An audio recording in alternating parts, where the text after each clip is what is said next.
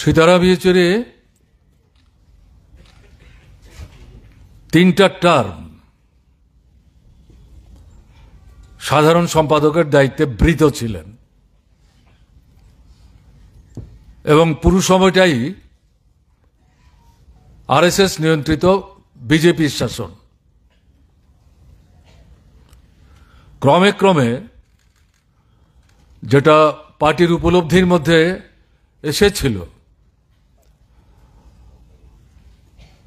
RSS নিয়ন্ত্রিত বিজেপিকে জনগণ থেকে বিচ্ছিন্ন এবং রাজনৈতিক লড়াইয়ে পরাস্ত করতে না পারলে পর ভারতবর্ষের গণতন্ত্র, ধর্ম নিরপেক্ষতার যে মতাদর্শগত অবস্থান এবং তার সাথে আমাদের যে সংবিধান, একে রক্ষা করা কঠিন হয়ে যাবে। এই উপলব্ধি থেকে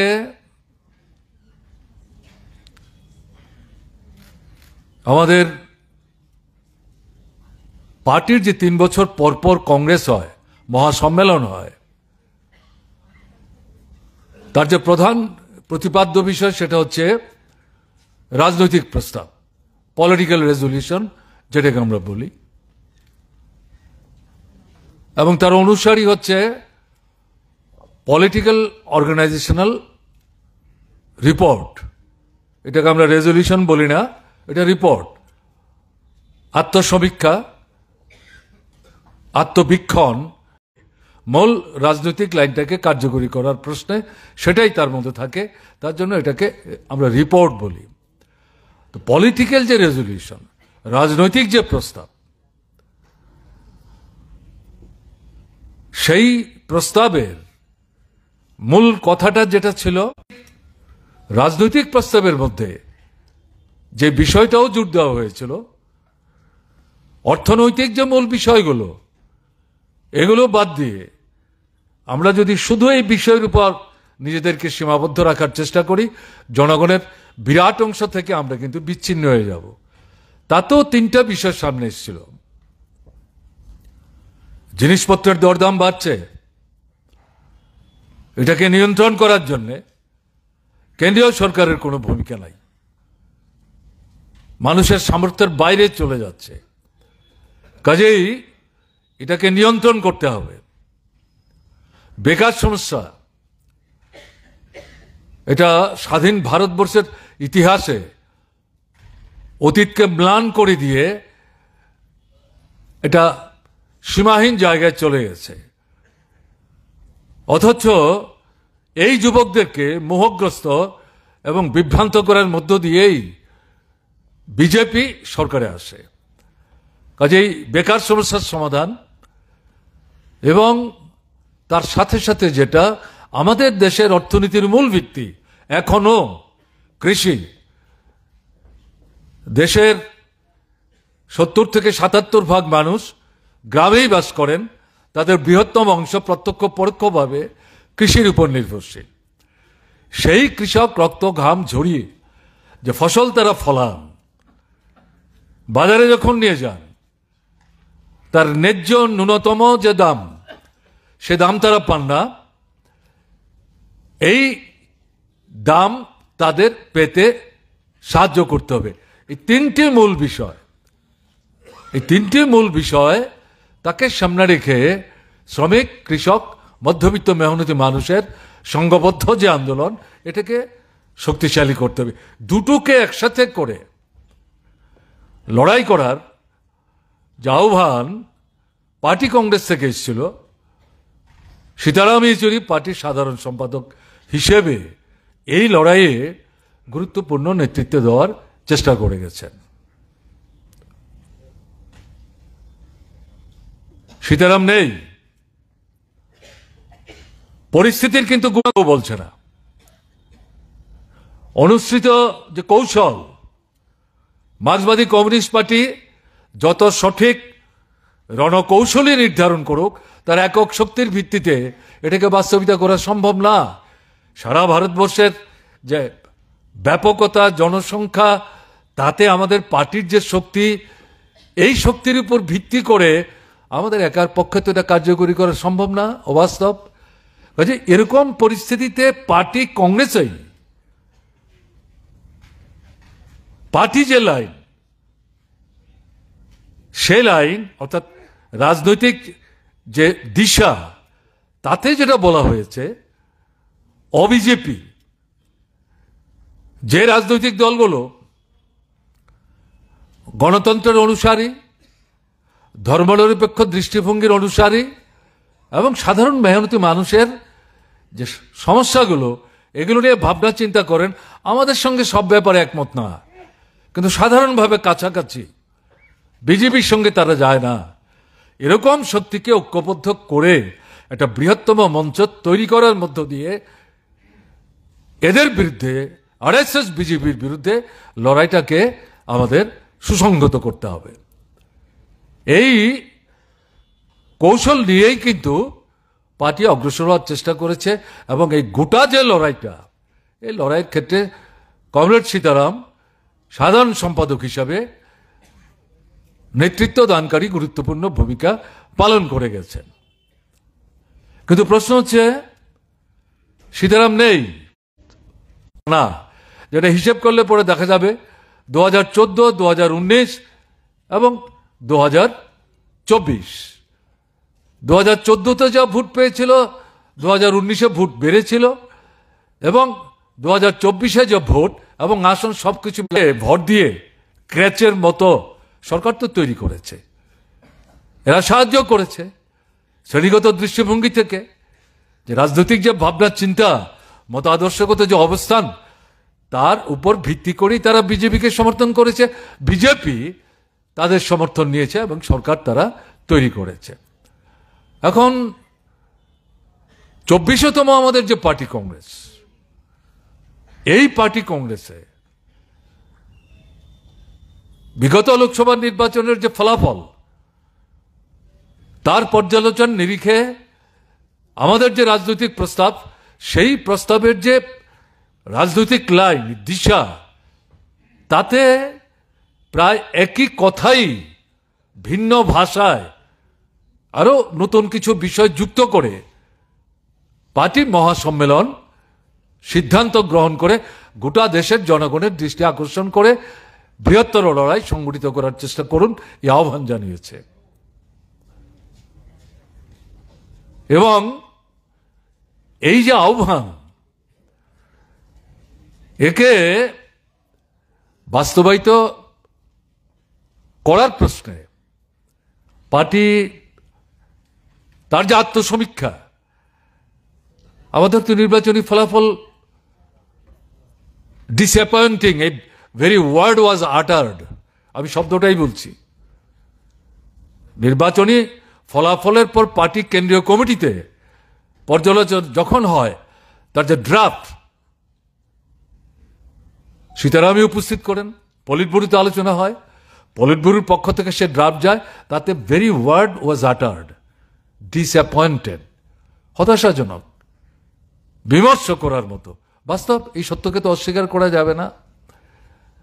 এবং এই জায়গা থেকে বেরিয়ে আসবার জন্যে এই পর্যালোচনার মধ্যে যে দৃক্পাত করার চেষ্টা হয়েছে, তাতে দেখা গেছে সংসদীয় ঝোঁকে আমরা পার্টিটা কোনো না কোনোভাবে আক্রান্ত হয়ে গেছি। এবং এই ঝুঁকের মূল কথা কি? ভোটে জিততে হবে, সরকার তৈরি করার সুযোগ পেলে সেই সরকার তৈরি করতে হবে। এবং এটা প্রকাশ্যে না বললেও আমাদের পার্টির যে কর্মসূচি, তার মধ্যে তাকে যে মানে উন্নততর পর্যায়ে নিয়ে যাওয়া হয়েছে, যেখানে কেন্দ্রীয় সরকারে সুযোগ আসলে পরে পার্টি অংশগ্রহণ করবে কি করবে না, এই প্রশ্ন আগে ছিল না।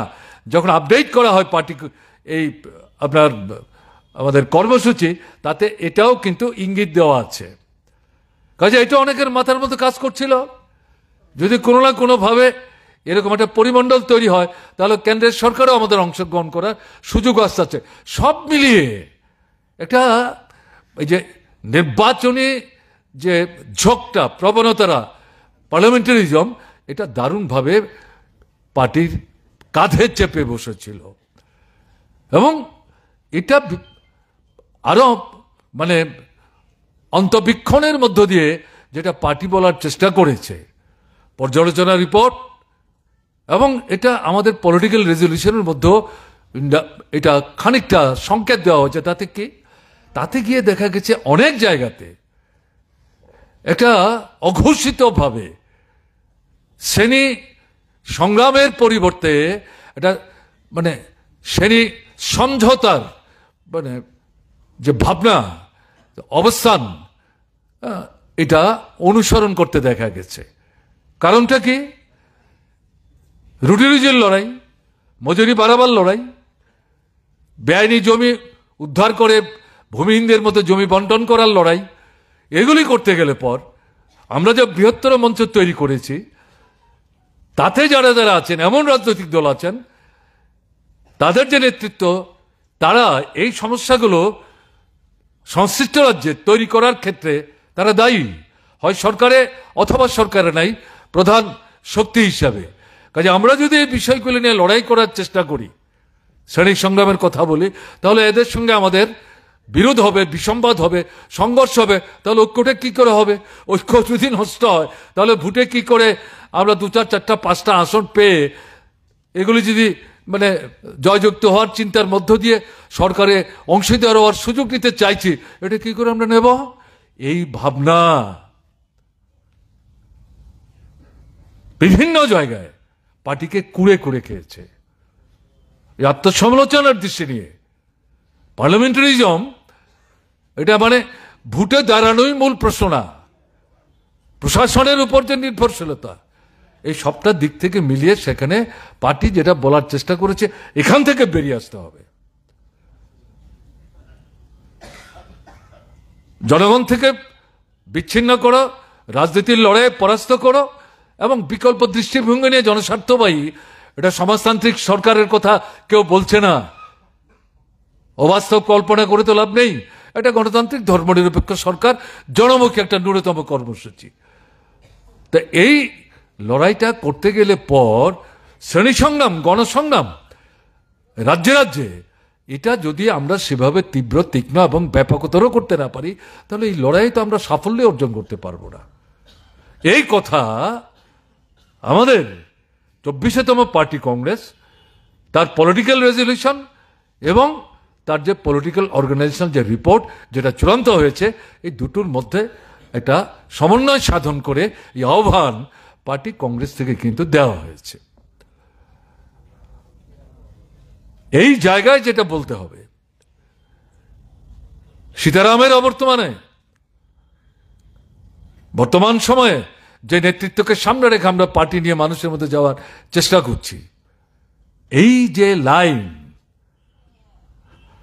এটা হঠাৎ করে আকাশ থেকে পড়েনি, ওই ধারা অনুসরণ করে করি। সীতারামদের সময় থেকেই, সীতারাম প্রায় 8.5 বছর পার্টির সাধারণ সম্পাদক ছিলেন, তাতে 3টা পার্টি কংগ্রেস হয়েছে। একটার উপর একটা যদি রেজলিউশন মূল্যায়ন করার চেষ্টা করি, তাহলে দেখা যাবে এই 7টা যেটা, এটা 24তম পার্টি কংগ্রেসের রেজলিউশনের মধ্যে এটা সংহত আরেকটা পরিবর্তিত পরিস্থিতিতে চেহারা নিয়ে উপস্থিত হয়েছে। এই যে লড়াইটা, এই লড়াইটা কিন্তু আমাদের শক্তিশালী করতে হবে। এবং বারবার এখানে যেটা জোর দেওয়া হয়েছে, শ্রেণী সংগ্রাম, গণসংগ্রাম, এবং এটা করতে গিয়ে যদি দেখা যায় বৃহত্তর যে ঐক্যমঞ্চ, তার সঙ্গে সমঝোতা থাকবে, মিলেমিশে আমরা লড়াই করব, কিন্তু রাজ্য সরকারের ক্ষমতায় থেকে অথবা রাজ্য বড় শক্তি হিসাবে তারা যদি আমাদের শ্রেণী স্বার্থের পরিপন্থী ভূমিকা নেওয়ার চেষ্টা করে, সমঝোতা না, মুখোমুখি দাঁড়িয়ে তার বিরুদ্ধে লড়াই করে আমরা যে শ্রেণীর স্বার্থে পার্টি সংগ্রাম ইত্যাদি সংগঠিত করার চেষ্টা করছি, সেই স্বার্থকে কোনো মতেই কিন্তু জলাঞ্জলি দেওয়া যাবে না। এবং এখানে দৃষ্টান্ত হিসেবে যেটা তামিলনাড়ু ডিএমকে সরকার চালায়, এবং সেখানে শ্রমিকদের সংগঠন, কোন একটা বেসরকারি প্রতিষ্ঠান তাদের ট্রেড ইউনিয়ন রাইট দিতে রাজি না, ইউনিয়ন করার অধিকার দিতে রাজি না, ছাঁটাই করে দিচ্ছে। এটা নিয়ে লড়াইয়ের প্রশ্নে এটা দ্বিধা দ্বন্দ্ব দুদুল্যমানিতা, এবং ডিএমকে বর্তমান যে সরকার তারা ওই ব্যবসায়িক প্রতিষ্ঠানের যে মালিক তাদের যে অবস্থান তার বিরুদ্ধে শক্তিশালী কোনো অবস্থান নিচ্ছে না, বরং পরোক্ষে তাদের যে অবস্থান শ্রমিকদের গণতান্ত্রিক অধিকার ট্রেড ইউনিয়ন রাইট এটাকে তারা যে দাবিয়ে রাখছে এটাকে পরোক্ষে সমর্থন করার চেষ্টা করছে। এবং এখানে আমার বলতে তো কোনো বাধা নেই, সেই জায়গায় তখনও পার্টি কংগ্রেস 24তম পার্টি কংগ্রেস হয়নি, সেই জায়গায় পার্টিকে সিদ্ধান্ত নিয়ে বলতে হয়েছে যে ডিএমকে আমাদের বিধানসভায় 3টা 4টা 5টা আসনে ছেড়ে দিয়ে লড়াই করতে সুযোগ দেয়, অথবা 2টা 3টা লোকসভা আসনে আমাদের ছেড়ে দিয়ে তারা সমঝোতার ভিত্তিতে লড়াই করে আমরা জিতি বলে সরকারের থেকে মালিকদের স্বার্থে শ্রমিকদের স্বার্থের বিরুদ্ধে যে স্বৈরাচারী মানে ইনডাইরেক্টলি ভূমিকা নিচ্ছে, আমরা এখানে চুপ করে থাকবো? এই 2টো আসনের জন্য 3টা আসনের জন্য সাধারণ শ্রমিক শ্রমজীবী অংশের মানুষ তাদের কাছে কি আমরা লাল ঝান্ডা কাঁধে নিয়ে দাঁড়াবো কোন মুখে? প্রশ্নই আসে না। লড়তে হবে এই দাবির সপক্ষে। মার্ক্সবাদী কমিউনিস্ট পার্টি প্রকাশ্যে ঘোষণা দিয়ে পার্টির নামে এই শ্রমিকদের লড়াইয়ে যখন গিয়ে পার্টি দাঁড়ালো, গোটা চেহারাটা পাল্টে গেল তামিলনাড়ুর। এবং এই পরিস্থিতিতে ডিএমকে সরকার স্টালিনের নেতৃত্বে মুখ্যমন্ত্রী যিনি দুদুল্যমানতায় ভুগছিলেন তিনিও শেষ পর্যন্ত মার্ক্সবাদী কমিউনিস্ট পার্টির এই অবস্থানের পরিপ্রেক্ষিতে দুপা পেছিয়ে এসে যে দাবিতে শ্রমিকরা লড়াই করছিল এই দাবিকে সমর্থন করেছেন, এবং এর পরিপ্রেক্ষিতে ওই প্রতিষ্ঠানের মালিক শেষ পর্যন্ত বাধ্য হয়েছে এবং কোর্টে গিয়ে এই শ্রমিকদের পক্ষে সেই রায় বেরোয় এবং তাদের ট্রেড ইউনিয়ন রাইট ফিরে পান। আমি একটা দৃষ্টান্ত হিসেবে উল্লেখ করার চেষ্টা করলাম। এই যে দৃষ্টিভঙ্গি পার্টি এটার কথাই সবচেয়ে বেশি জোর দিয়ে বলবার চেষ্টা করেছে। শ্রেণী সংগ্রাম, গণসংগ্রাম, শ্রমিক কৃষক মজদুর মেহনতি মানুষ, পেছনে পড়া মানুষ এবং তাদের মধ্যে তপশিলি উপজাতি সহ দলিত অংশের যারা মানুষ তারাই সংখ্যায় সবচেয়ে বেশি। তাদের স্বার্থ রক্ষা করার প্রশ্নে কোনো রকম দুদুল্যমানতা দ্বিধাদ্বন্দ্বে ভুগলে পড়ে চলবে না, এবং এই দ্বিধাদ্বন্দ্বে দুদুল্যমানতা টলায়মানতা এর উপর ভিত্তি করে মূল লক্ষ্যে পৌঁছার যে সংগ্রাম তাতে কিন্তু সাফল্য আনা যাবে না। কাজে এই জায়গাটাতে দাঁড়িয়ে পার্টি তার 24তম কংগ্রেসের তার যে পলিটিক্যাল রেজলিউশন সেই রেজলিউশনে ডাক দিয়েছে। এটা আমাদের উপলব্ধির মধ্যে থাকতে হবে। আমাদের তো অনেকেই, আপনারা আমাকে ভুল বুঝবেন না, এখানে যারা উপস্থিত হয়েছেন ভালো সংখ্যা এসছেন, খুব ভালো। আমার তো নিজের ধারণা এখানে যারা আছেন তার মধ্যে নিশ্চিতভাবে একটা ভালো অংশের কমরেড থাকবেন যারা এই রেজলিউশনই পড়েননি বা পড়বার চেষ্টা করেননি, বা বই যদি নিয়েও থাকেন পাতা উল্টে দেখবার চেষ্টা করেননি। তাহলে কি করে হবে? এই কারণে কথাগুলো বারবার সুযোগ আসলেই তার সঙ্গে সাযুজ্য রেখে আমাদের এই কথাগুলি বারবার আমাদের কমরেডদের কাছে যারা সংগঠক তাদের দৃষ্টিতে আমাদের এটা নিতে হয়। এখন এই পলিটিক্যাল যে রেজলিউশন তাতে যে বিষয়টা ইঙ্গিত দেওয়া হয়েছে, ফেসিস্ট সুলভ বলতাম আমরা 24-এর আগ পর্যন্ত। 24-এর আমাদের যে পার্টি কংগ্রেসের রেজলিউশন তাতে বলা হয়েছে নিও ফেসিস্ট মুভ। এটা শুধু আমাদের দেশে না, আন্তর্জাতিক পরিসরে ইউরোপ মহাদেশ থেকে শুরু করে এশিয়ার বিভিন্ন রাষ্ট্রে, এমনকি আফ্রিকান কোনো রাষ্ট্রেও বড় বড় পুঁজি, সাধারণ পুঁজি তাদের সাথে সমঝোতা করে শোষকদের স্বার্থ রক্ষা করার জন্য রাষ্ট্র ক্ষমতায় যারা আছে এদের বিরুদ্ধে তাদের নিজ নিজ রাষ্ট্রের জনগণের যে লড়াই সংগ্রাম ক্রমশ সংহত হচ্ছে এবং এটা বিস্ফোরিত হচ্ছে, এরকম জায়গায় তাকে মোকাবেলা করে রাষ্ট্র ক্ষমতায় টিকে থাকবার জন্য সরাসরি ফেসিজম এটা বলতে পারে না, এরকম একটা জায়গায় কৌশল করে নূতন পদ্ধতিতে এই ফেসিবাদী পদক্ষেপ নিয়ে তারা অগ্রসর হওয়ার চেষ্টা করছে। আমাদের দেশের সরকার, এই আরএসএস নিয়ন্ত্রিত বিজেপি, তারাও সেখান থেকে শিক্ষা নিয়ে আমাদের দেশে এই রাস্তায় এখন যাওয়ার চেষ্টা করছে। এবং আমাদের পার্টি কংগ্রেসের এই রেজলিউশনে পরিষ্কারভাবে বলা হয়েছে যে এই যে গণতন্ত্রের জন্য সংগ্রাম, ধর্মনিরপেক্ষতার জন্য সংগ্রাম, সংবিধানের জন্য যে সংগ্রাম, এটা এই নয়া ফেসিবাদী যে প্রবণতা তার বিরুদ্ধে যে লড়াই, সে লড়াই থেকে আলাদা না, বিচ্ছিন্ন না। এবং একই সাথে অর্থনৈতিক যে মূল বিষয়গুলো যেগুলির কথা উল্লেখ করার চেষ্টা হলো, এগুলো বাদ দিয়ে না, সবটা নিয়েই আমাদের অগ্রসর হতে হবে।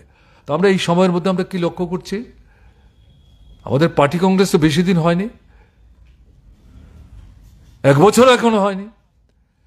তাহলে এই পার্টি কংগ্রেসে যে সংকেতটা দেওয়া হলো, এই সময়ের মধ্যে আমরা যেটা লক্ষ্য করছি, বিজেপি সরকার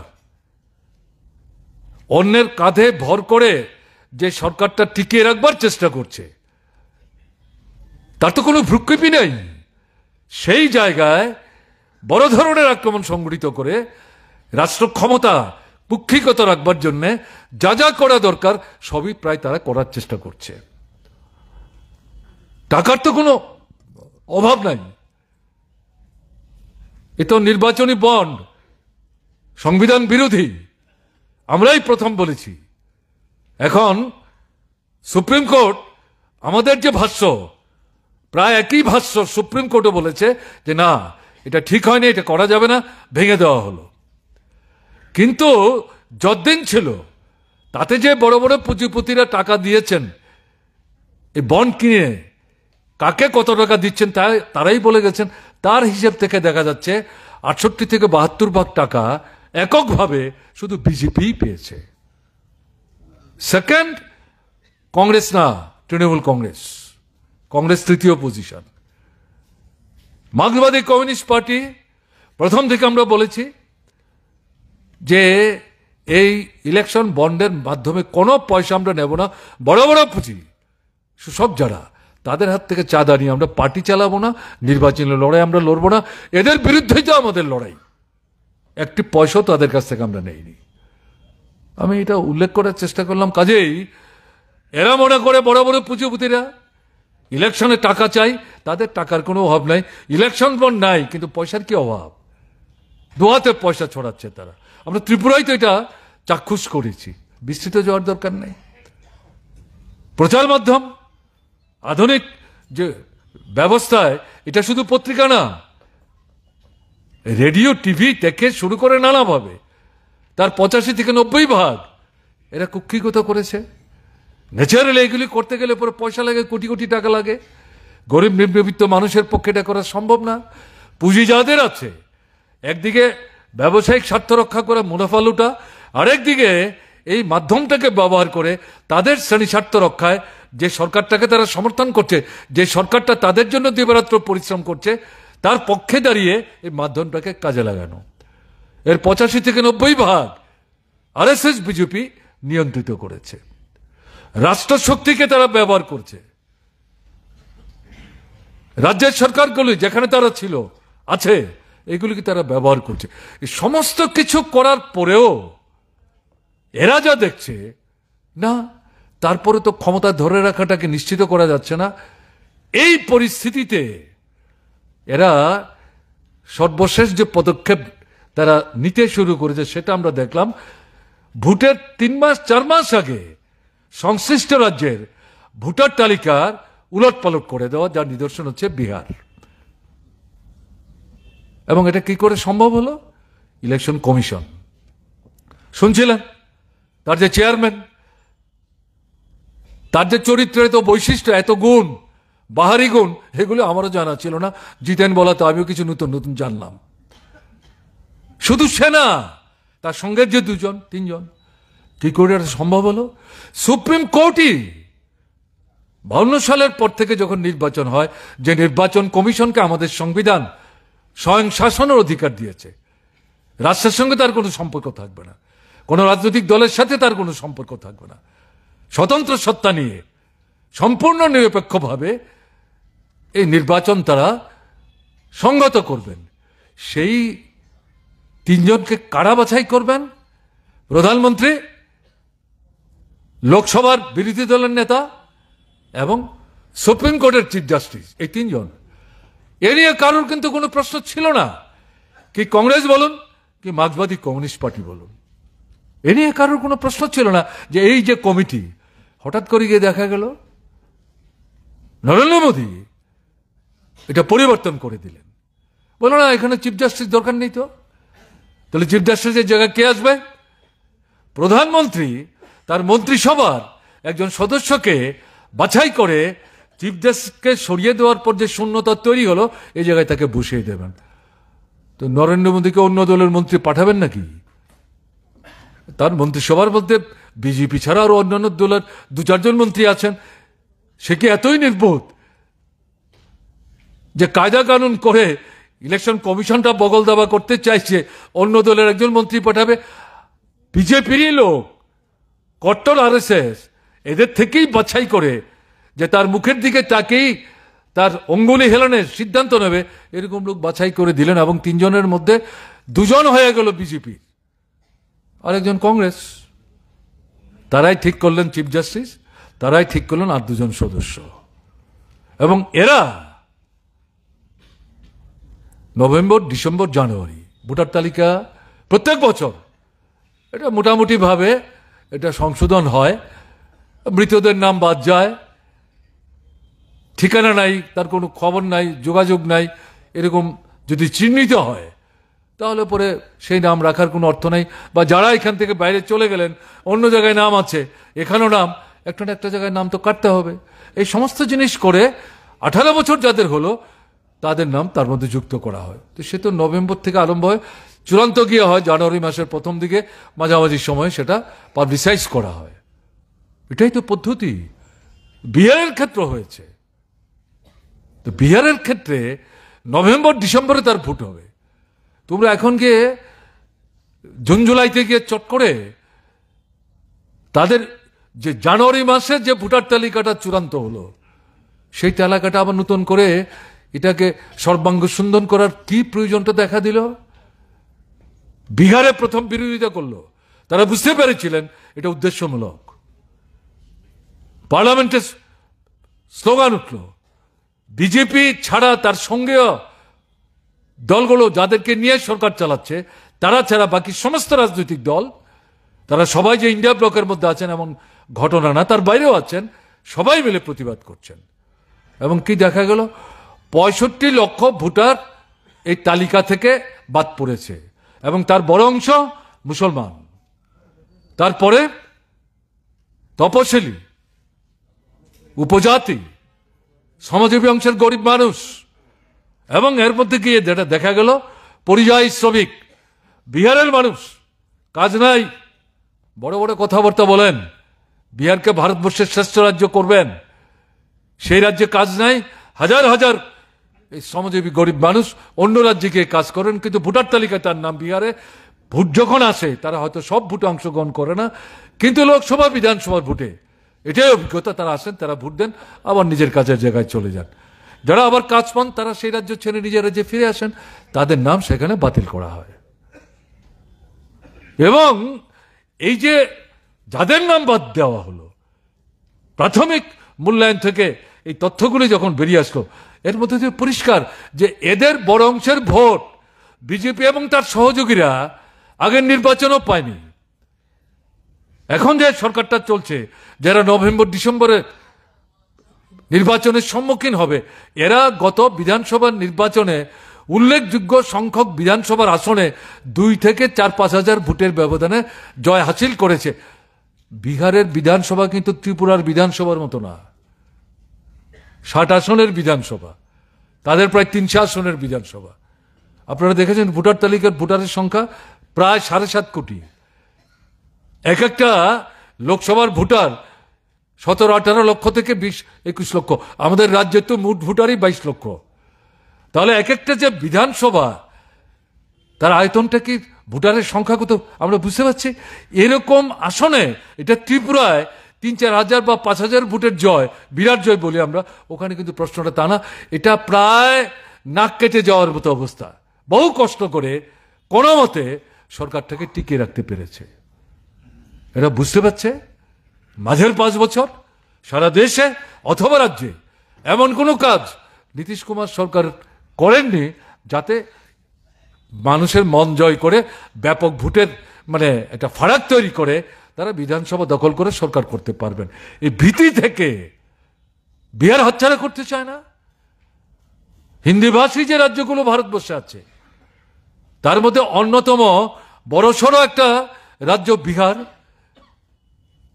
লোকসভার আসন এখানে উল্লেখ করার মতো কাজেই, এবং এটা ঘটনা গত লোকসভা নির্বাচনে বিহারের যা প্রত্যাশা ছিল ইন্ডিয়া ব্লক ভালো ফল করতে পারেনি, সেখানে বিজেপি এবং নীতিশ কুমারের দল তাদের ফলাফলই ভালো ছিল, কিন্তু এটা চিরস্থায়ী না, এটা তারা বুঝতে পারছেন। কাজে বিহারকে কোনো মতে হাতছাড়া করা যায় না। আর একবার যদি বিহার হাতছাড়া হয় তাহলে অন্য হিন্দু ভাষী রাজ্যগুলো অসুবিধা হয়ে যাবে, সেখানেও ভোট আসছে। কাজে এই জায়গায় কি ভোট বন্ধ করতে পারবে না। আন্তর্জাতিক পরিসরে গণতন্ত্র সম্পর্কে সাধারণ যে একটা ধারণা তৈরি হয়েছে, কোথাও 4 বছর পর, কোথাও 5 বছর পর। আমেরিকাতে 4 বছর পর হয়, আমাদের দেশে 5 বছর পর হয়, অনেক দেশে 5 বছর পর হয়, আরো এমন কিছু দেশ আছে যেখানে 4 বছর পর হয়, কোথাও 6 বছর পর হয়। যে ভোট আছে, ভোট বন্ধ করা সেটা কঠিন, ভোট করতে হবে। কিন্তু এই যে ভোটার তালিকা, গরিব অংশের যে মানুষ, ভোটারদের মধ্যে বড় অংশ যারা সংখ্যায় বেশি, তাদের সাথে আমরা যখন কাজ করছি না, একবার, দুবার, 3 বার তাদেরকে মোহগ্রস্ত করা যায়, বিভ্রান্ত করা যায়, সঙ্গে আনা যায়, কিন্তু বারবার তো এটা করা যাবে না। অথচ ভোট তো বন্ধ করা যাবে না। কাজে এই ভোটও করতে হবে, এদের ভোট না পেলেও আমাদের জিততে হবে। এটা করতে গেলে পর ভোটার তালিকাটা আমাদের পছন্দ মতো তৈরি করতে হবে। এই ভাবনা নিয়ে এই ইলেকশন কমিশনকে কাজে লাগিয়ে বিহার দিয়ে শুরু করলো। বিহারে সাকসেসফুল হলে পর সামনে আসছে আরো 5টা রাজ্যের নির্বাচন, আসাম, পশ্চিমবাংলা, তামিলনাড়ু, পন্ডিচেরি, কেরালা। আসাম ছাড়া বাকি কোনো জায়গায় বিজেপি নাই। তারা চায় আসাম রক্ষা করতে, অন্য জায়গায় দখল করতে। আসাম রক্ষা করতে পারবে কিনা এটা নির্বাচনে আসামের মানুষ সিদ্ধান্ত করবেন। কাজেই এটা এই 5টা রাজ্যের মধ্যেই সীমাবদ্ধ হয়ে যাবে, এটাও যদি আমরা ভাবি, এটাও ঠিক হবে না। পর্যায়ক্রমে ভারতবর্ষের 30টা 32টা রাজ্যেই তারা এটা করবেন, এটা নাও হতে পারে। যেখানে তারা আছে, নিয়ন্ত্রণ করতে পারছে, সেখানে হয়তো কেন ঝামেলা করবে। যেখানে নিয়ন্ত্রণ করতে পারছে না, জয় নিশ্চিত না, এরকম জায়গায় ইলেকশন কমিশন বগল দাবা করেছে, তাকে কাজে লাগিয়ে তারা এরকম জায়গায় যাওয়ার চেষ্টা করবেন, যেটা প্রকৃত অর্থে ভোটটাকে প্রহসনে পরিণত করা। এখনো যতটা একটু গণতান্ত্রিক পদ্ধতি ইত্যাদি অনুসরণ করে ভোট হয়, এটার আর অস্তিত্ব বলে কিছু থাকবে না ভোটার তালিকা যদি এভাবে তৈরি করতে পারে। কাজেই নয়া ফেসিবাদী যে প্রবণতা, এটা তো জ্বলন্ত দৃষ্টান্ত, এটা নিদর্শন হচ্ছে। এটা শুনছিলেন জিতেন বলছিলেন 130তম সংশোধনী, পার্লামেন্ট বন্ধ হওয়ার 2 দিন আগে এই যে আপনার এই যে নির্বাচন কমিশনের এই নেওয়া পদক্ষেপের বিরুদ্ধে পার্লামেন্টের বাইরে, পার্লামেন্টের ভেতরে, বিহারে এবং বিভিন্ন রাজনৈতিক দল এবং আমাদের পার্টি প্রথম আমরা এই স্লোগান দিয়েছিলাম, প্রতিবাদ সংগঠিত হয়েছে।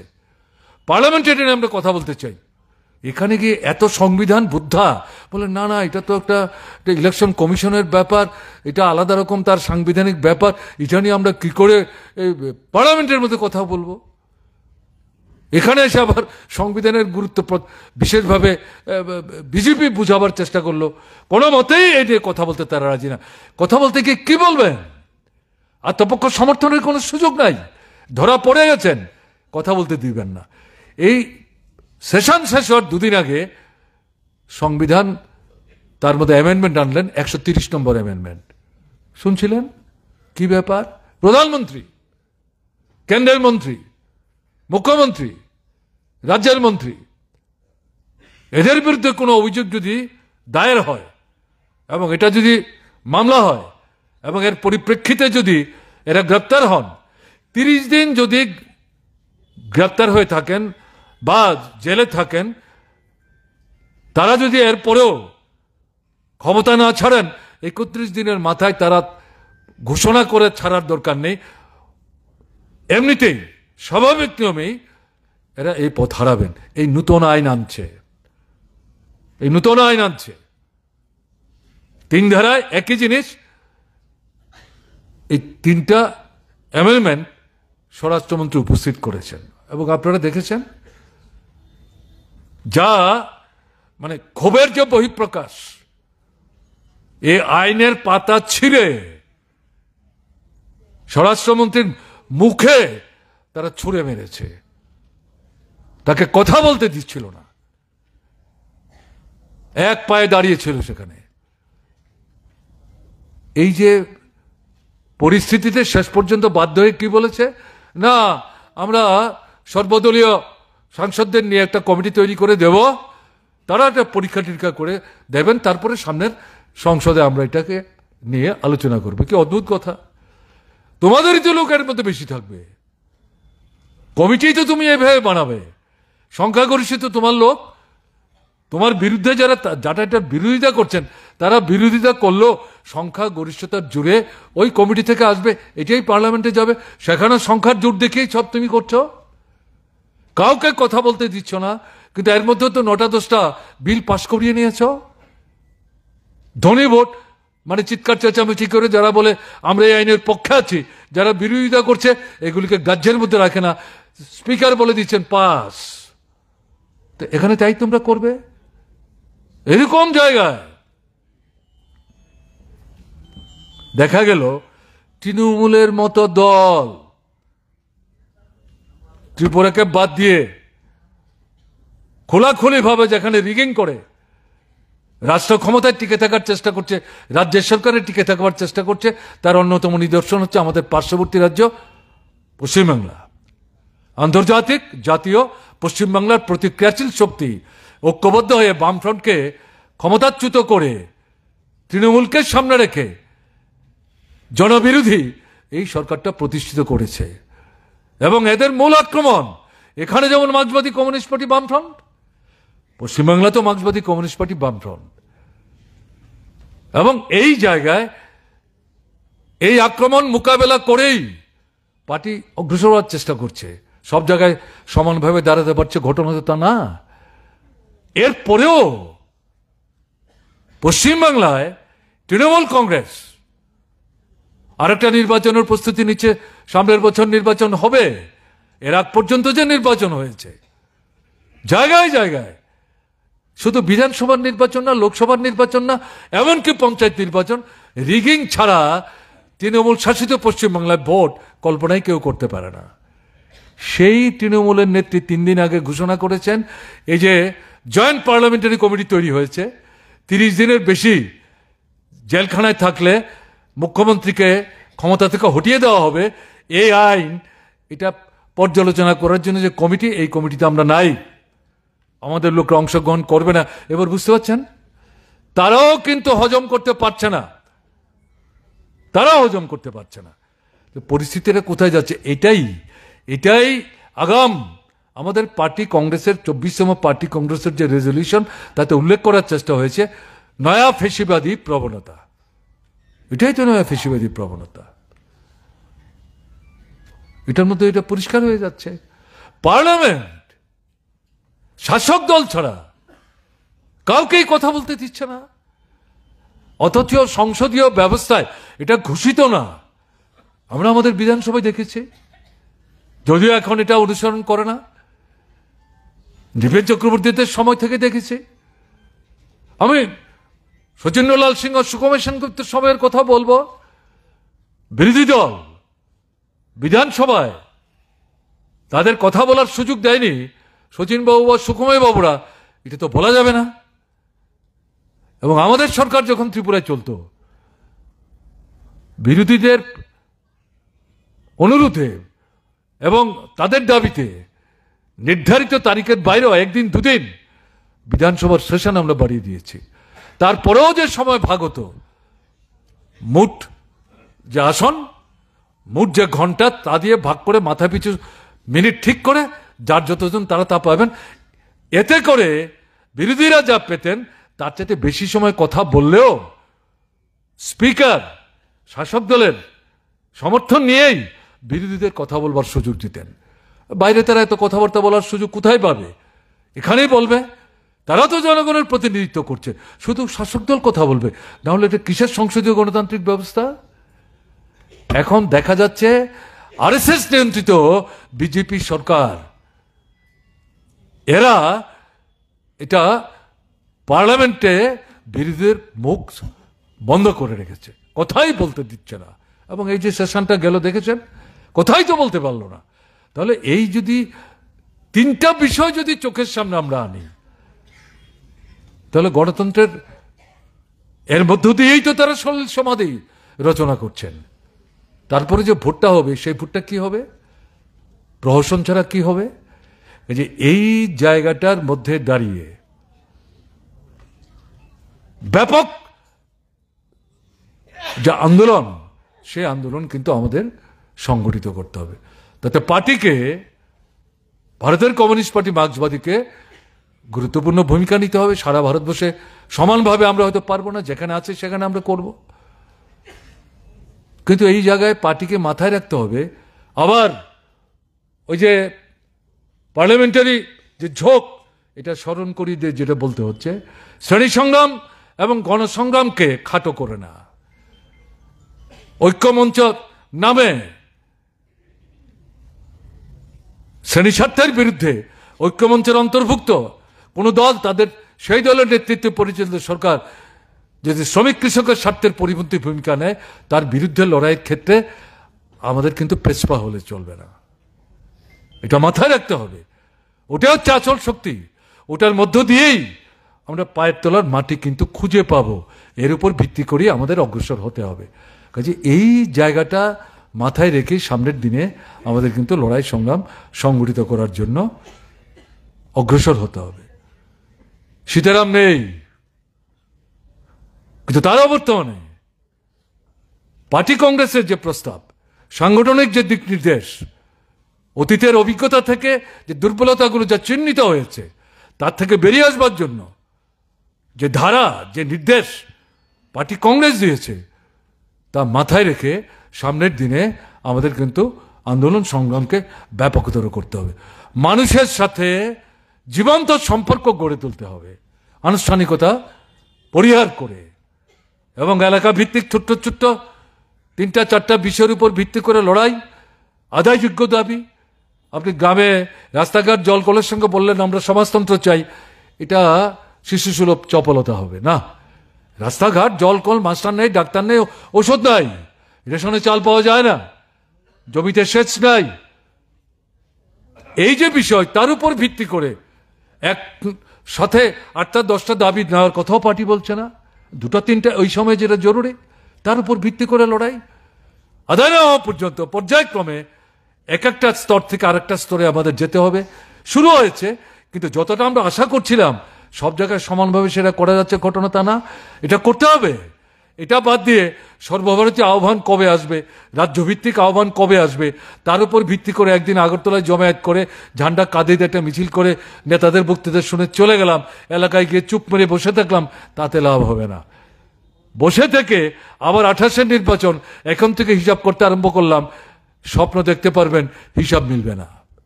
এটা মাথায় রাখতে হবে। শুনতে যতই খারাপ লাগুক, এটাই বাস্তবতা, এটাই বাস্তবতা। কাজে এই জায়গায় দাঁড়িয়ে পার্টি কংগ্রেসের আহ্বান, এই নিচুর তলায় ছোট ছোট আন্দোলন, জাতীয় রাজ্য স্তরের বড় আন্দোলন এবং জাতীয় স্তরের আন্দোলন। জাতীয় স্তরের আন্দোলন সবসময় হবে না, রাজ্য স্তরেও সবসময় বড় আন্দোলন হবে না, কিন্তু এলাকার যে সমস্যা, জনবিরোধী যে সরকারটা এখানে আছে, তাদের হাতে সমস্যাগুলির সমাধান হবে মনে করার কোনো কারণ নেই। সেই জায়গায় আমাদের এলাকা ভিত্তিক এই সমস্যাগুলিকে ভিত্তি করে লড়াইটাকে তীব্র তীক্ষ্ণ করতে হবে। কাজ নাই, রেগার কাজ নাই, টুয়েপের কাজ নাই, 36টা দপ্তর উন্নয়নমূলক কাজের সাথে যুক্ত, বাজেটের টাকা আছে, এগুলি খরচ করতে গেলে পরেই শ্রমিক লাগবে। কোথায় যাচ্ছে টাকা, কোথায় কাজ, কোথায় শ্রমিক, কি করে তাদের আয় উপার্জন হবে? কিনতে পারছেন না, অনার অর্ধার, সন্তান বিক্রি, বাইরে কাজের জন্য যাচ্ছেন, ওখানে গিয়ে বেঘুরে মারা যাচ্ছেন, মৃতদেহ ফিরিয়ে আনতে পারছে না, ওখানেই সমাধিস্থ হচ্ছে। খবর রাখছে কেউ? কেউ খবর রাখছে না। মন্ত্রীরা ফিতা কাটায় ব্যস্ত। আজকে পত্রিকা খুললেও দেখবেন ফিতা কাটছেন, কিন্তু সাধারণ মানুষ সেখানে এদের সঙ্গে কথা বলতে পারছে না। মানুষের জীবনের এই যে মূল বিষয়গুলো, আমাদের রাজ্যের কথাই বলছি, এই বিষয়গুলি নিয়ে কিন্তু কোনো কথাবার্তা সেখানে হচ্ছে না। পঞ্চায়েত দেখলেন, প্রায় 1700 পঞ্চায়েত এডিসি এবং এডিসির বাইরে মিলিয়ে, তাতে 45টা 44টা পঞ্চায়েত মানে ক্যাটাগরি, বাদ বাকি এগুলি কত নাই।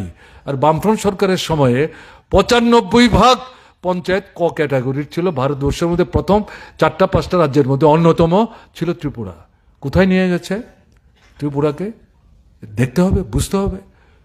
এটা অত্যন্ত দুর্নীতি এবং সরকার, দুর্নীতি এবং এডিসি সমর্থক হয়ে গেছে।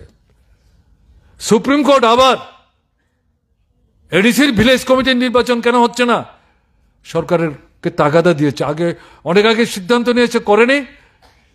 এখন আবার আপনার পার্লামেন্ট থেকে নির্দেশ এসছে, সুপ্রিম কোর্ট থেকে নির্দেশ এসছে। কি হবে জানি না, আজকে পত্রিকায় দেখলাম। এই রকম একটা পরিমণ্ডলের মধ্যে ত্রিপুরা চলছে। এখান থেকে যদি বেরোতে হয়, এখানকার যে আন্দোলন, এই আন্দোলন সর্বভারতীয় ক্ষেত্রে এই যে ফেসিবাদী যে প্রবণতা ক্রমশ সেটা ছড়িয়ে পড়ছে, তাকে প্রতিহত করবার জন্য যে আন্দোলন এখন নাড়াচাড়া দিচ্ছে গোটা বিহারের মধ্যে, এটা বিহারের সীমাবদ্ধ থাকবে না, এটা আমাদের দৃঢ় বিশ্বাস, এটা সারা দেশে ছড়িয়ে পড়বে। সেই আন্দোলনকে মদত যোগাবার ক্ষেত্রে ত্রিপুরার ভূমিকা অস্বীকার করা যাবে না। আবার সর্বভারতীয় ক্ষেত্রে এই যে আন্দোলন, এটাও ত্রিপুরার আন্দোলনকে উৎসাহিত করতে, অনুপ্রাণিত করতে, মদত যোগাবার ক্ষেত্রে সহায়ক হবে। কাজে একটা আরেকটার পরিপূরক। আমরা শুধু সর্বভারতীয় দেখব, নিজেদের কোনো ভূমিকা আমরা নেব না, তা তো হতে পারে না। তাই আপনাদের কাছে যেটা আবেদন থাকবে, এই সীতারামের প্রয়াণের বর্ষপূর্তিতে, তার জন্মদিন বলুন, প্রয়াণ দিবস বলুন, দুটো মাথায় রেখেই তার স্মৃতির প্রতি শ্রদ্ধা প্রদর্শন করতে গিয়ে যে ধারায় লড়াইটা মার্ক্সবাদী কমিউনিস্ট পার্টি, সে যখন সাধারণ সম্পাদক ছিল, সুস্থ ছিল, 8 বছর 8.5 বছর নেতা হিসেবে যে ভূমিকা নিয়েছেন, তার অবর্তমানে সেই যে আন্দোলনটাকে এগিয়ে নিয়ে যাওয়ার প্রশ্নে আমাদের যে কার্যকরী ভূমিকা গ্রহণ করতে হবে, এটা যদি প্রতিপালন করতে না পারি, তাহলে বর্ষপূর্তিতে তার ছবিতে ফুল দিলাম, মালা দিলাম, চন্দন দিলাম, এটাই কিন্তু শ্রদ্ধা প্রদর্শনের নিদর্শন হতে পারে না। যথার্থ শ্রদ্ধা, যথার্থ যে ভালোবাসা, এটাকে প্রদর্শন করতে গেলে পর মানুষের জীবনের দৈনন্দিন এই যে বিষয়, জাতীয় ক্ষেত্রে যে প্রশ্নগুলো, দুটোকে সম্মিলিত করে লড়াইটাকে তীব্র, তীক্ষ্ণ, ব্যাপকতর করতে হবে। এই শপথ আজকে এখান থেকে যদি আমরা নিয়ে যাই, তাহলেই কমরেড সীতারামের স্মৃতির প্রতি যথার্থ শ্রদ্ধা প্রদর্শন সম্ভব এবং তার প্রতি যে ভালোবাসা, তার নিদর্শন স্থাপন করা সম্ভব। আমার দৃঢ় বিশ্বাস, নিশ্চয়ই আমরা আমাদের রাজ্যে আমাদের কাজের মধ্য দিয়ে পার্টির নেতৃত্বে এই আন্দোলনকে সামনের দিনে ব্যাপকতর করার ক্ষেত্রে একটা সাফল্য আমরা আনতে পারবো। এর মধ্য দিয়ে সীতারামকে আমরা শ্রদ্ধা ভালোবাসা জানাতে পারবো, এই বিশ্বাস ব্যক্ত করে আপনাদেরকে অভিনন্দন জানিয়ে আমি আমার বলা শেষ করছি। ভালো থাকবেন, নমস্কার।